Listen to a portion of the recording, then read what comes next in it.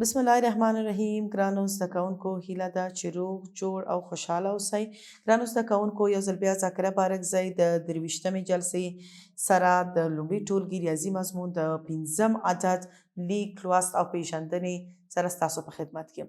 ګرانو زده کوونکو، څنګه چې منګه په خپل مخکینی زده کړه کې 5م عدد وپیژنده، 5م عدد هم د نورو عددونو په منځ کې د هغې توپیر وکړ، نو نن بیا هم چې شکو د 5م عدد شمیر په مختلفو شیانو کې، د 5م عدد پیژندنه د اعدادو په منځ کې او د 5م عدد لیکنه په مختلفو طریقو باندې زده کوو. ګرانو زده کوونکو، دلته بیا هم تاسو ګورئ چې ما سره یو ورقه ده او په دې کې یو شمیر عددونه دي.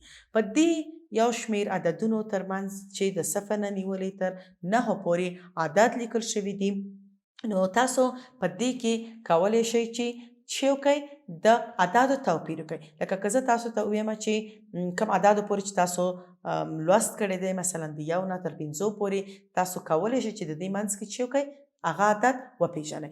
زموږ نننۍ زده کړه بیا هم د 5م عدد په هکله ده چې تاسو ته چې د دې لارښود کوم چې تاسو انشاءالله په دې عددونو ترمنځ د 5م عدد پیژندنه زه پوهیږم چې کولی شئ. ښه، 5م عدد چیرته لیکل شوی؟ په دې لاین کې دی که په دې کې؟ ښه ګرانو، تاسو د 5م عدد ډیر ښه اوس پوهیږئ چې 5م عدد په کوم شکل باندې و؟ په دې شکل باندې، ځکه چې مخکې هم تاسو د دې څه کړي وو؟ زده کړه مو کړې وه. د دې شکل تاسو لیدلی و چې په یوه ورقه کې په غټ شکل باندې 5م عدد لیکل شوی و، چې هغه کوم یو؟ دا یو 5م عدد. او دلته که غواړئ وپیژنئ 5م عدد په دې شکل باندې. ښه ګرانو زده کوونکو، اوس راځئ چې منګه خو د 4م عدد هم پیژندلی و او د 5م هم منګه وپیژنده. ښه، دلته کوم یو عدد دی؟ 4. دلته 5. اوس که غواړو چې 4 او 5 منګه چې شی کو توپیر کو، نو راځئ چې دې عملي نه کار واخلو. دلته راځئ چې دا شیونه چې کو قیچي کو، دا وړې خانې وګورو چې په کوم یو کې 5 شیان دي او په کوم یو کې 4. بیا 4 وړو د 4 خانې ته او 5 پرېږدو د 5 خانې ته.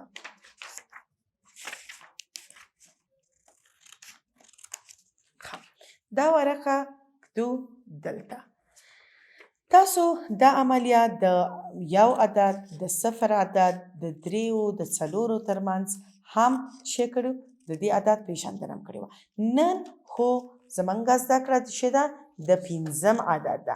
دلته راځئ چې د 5م عدد او د 4م عدد په توپیرونو پوه شو، ځکه چې 5م عدد ډیر نه، صرف یو عدد د 4 نه څه دی؟ ډیر دی، چې دلته تاسو ښه کولی شئ چې د دوی توپیر وکړئ. ښه، راځئ چې دا سره بیل کړو.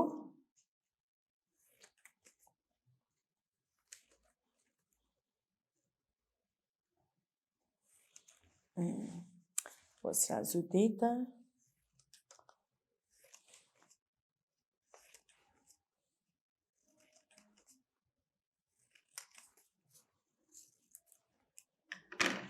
ښه، اوس راځو چې دلته وګورو چې په هر یو کې څو نښې دي، کوم یو باید چې کوم ځای کې ولیکل شي یا کوم ځای کې ونښلو.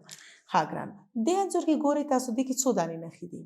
1 2 3 4. آفرین. ښه، دې باندې چې کوو لږ شرش کاروو. ښه، 4 کوم یو خواته لیکل شوي؟ آفرین، دا د 4 شکل دی. دا راوړو دلته. اوس راځو دې یو ته ګورو. دې کې څو نښې دي؟ 4 خو دې کې شوې، دلته 1 2 3 4 5. دا باید چیرته لاړ شي؟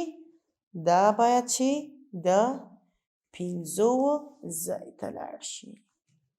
ښه، اوس راځو دلته ګورو چې په دې لاس کې څو ګوتې بیرته دي؟ څو ګوتې دي؟ آفرین، 1 2 3 4. ښه، دا باید چیرته ویسو؟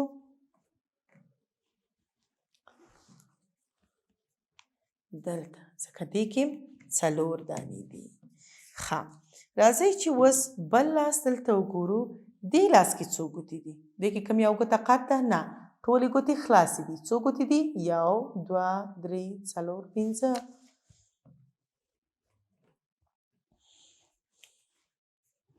دا راځي د 5 خانې ته. ښه، دلته اوس راځو یو بلې نښې ته چې دلته دې کې تاسو وګورئ په دې انځور کې چې څو نښې دي. تاسو اوس د دې شمېر ښه کولی شئ. 1 2 3 4.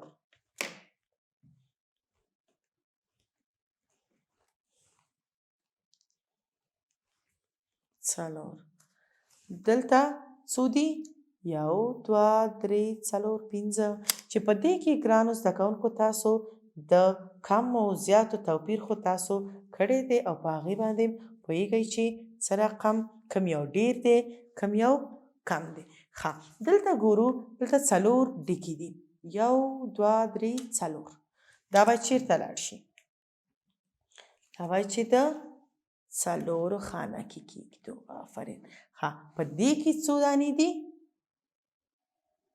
1 2 3 4 او یو ختم داسې راغلی 5.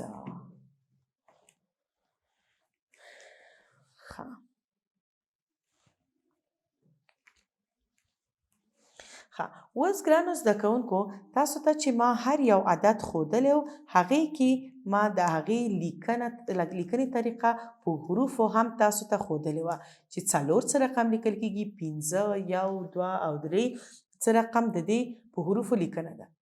دې کې اوس تاسو وپېژنئ چې کوم یو 4 دي او کوم یو 5. دا څو دي؟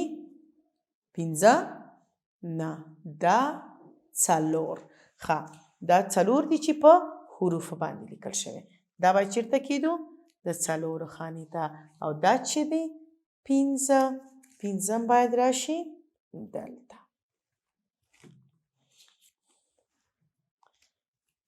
آفرین. ښه ګرانو، دا چې شو د 4 او د 5 چې شو توپیرونه، چې دلته صرف د دې نښو نه یوه نښه په دې کې ډیره شوې ده چې دې کې تاسو د کم او زیات توپیر هم ډیر ښه کولی شئ. ښه ګرانو، یعنې دلته تاسو وکتل چې په مختلفو شیانو، مثلا په ګوتو باندې، په دې رقم ټکو باندې، په دې رقم خطونو باندې او په حروفو باندې د دواړو په توپیرونو پوه شوئ. ښه، اوس راځو چې شته ګرانو، اوس راځو خپل د 5م عدد لیکنې په طریقه. ګرانو زده کوونکو دا خو موږ مخکې هم کار کړی وه چې 5م عدد څه رقم لیکل کېږي، خو بیا هم ستاسو د لا پوهې دپاره یو ځل بیا تاسو ته د 5م عدد لارښوونه کوم. تاسو همیشه باید چې شی پنسل او پنسل پاک ځان سره وساتئ. قلم د 3 ګوتو منځ کې، یوه ګوته، 2 او دا یې هم 3، د 3 ګوتو منځ کې قلم ونیسئ. اول خو 5م عدد په دې شکل باندې لیکل کېږي. که چیرته تاسو 5م عدد نشئ کولی چې داسې ولیکئ لکه د نورو عددونو لارښوونه چې ما تاسو ته کړې وه، چې نور عددونه هم کولی شئ چې په نښو ایښودو سره تاسو چې وکړئ ورباندې بیرته خط کش کړئ او کم عدد چې غواړئ د هغې لاسته راوړنه وکړئ. داسې دا نښې یو ځای کړئ سره.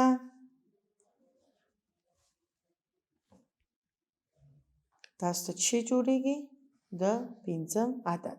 دا یې ټولو نه اسانه طریقه ده چې تاسو کله چې نښې کېدئ څو پورې چې د عدد لیکل په یو واري سره یادوئ، نو نښې ایښودل تاسو ته ډېر ښه دي.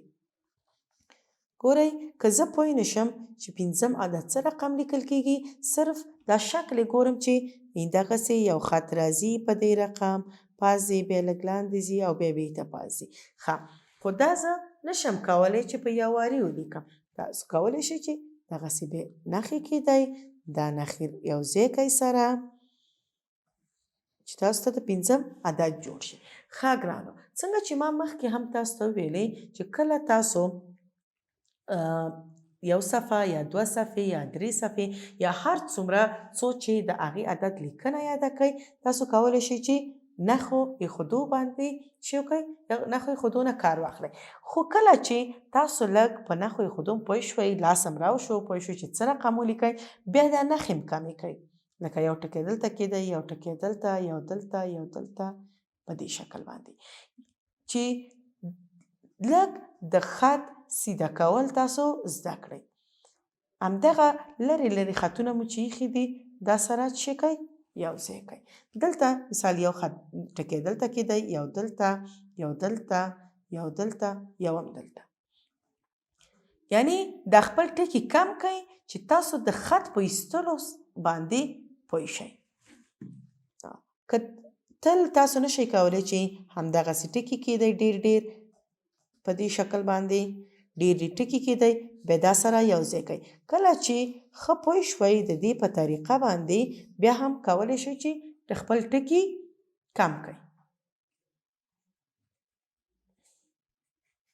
په دې شکل باندې. یا یو ټکی دلته، یو دلته، یو دلته، یو دلته، یو دلته، بیا دا ټکي سره یو ځای کړئ او دې نه پنځم عدد جوړ کړئ. ګرانو زده کوونکو، که تاسو پنځم عدد په دې شکل باندې چې پاس نه راځي، بیا داسې ځي او بیا په دې رقم، که داسې نشئ لیکلی، یعنې دا خو دا ډېر اسانه دی. که تاسو ټکي کېدی، تاسو کولی شئ چې دا هم په اسانه ولیکئ. خو بیا هم که تاسو ته چېرته ستونزه پېښېږي چې تاسو داسې نشئ لیکلی، بیا کولی شئ چې په اسانه دغسې په ګرد شکل باندې تاسو پنځه ولیکئ. دغسې پاس نه راشئ، لاندې لږ ګرد کړئ، بیا بېرته پاس لاړ شئ. دغسې پاس نه راشئ، لاندې په دې رقم باندې، په دې شکل باندې. دا ډېر اسانه یو ګرد شکل ایستل دي. ښه ګرانو زده کوونکو، انشاءالله چې تاسو د پنځم عدد لیکنه، لوستنه او د هغې پېژندنه د نورو عددونو یا د نورو شمېرو په منځ کې وکړی شئ. انشاءالله چې د دې زده کړې نه څه اخیستي، په دې ډېر ښه پوه شوي یاستئ. تر راتلونکې زده کړې پورې تاسو په لوی الله سپارم. خوشحاله او بریالي اوسئ.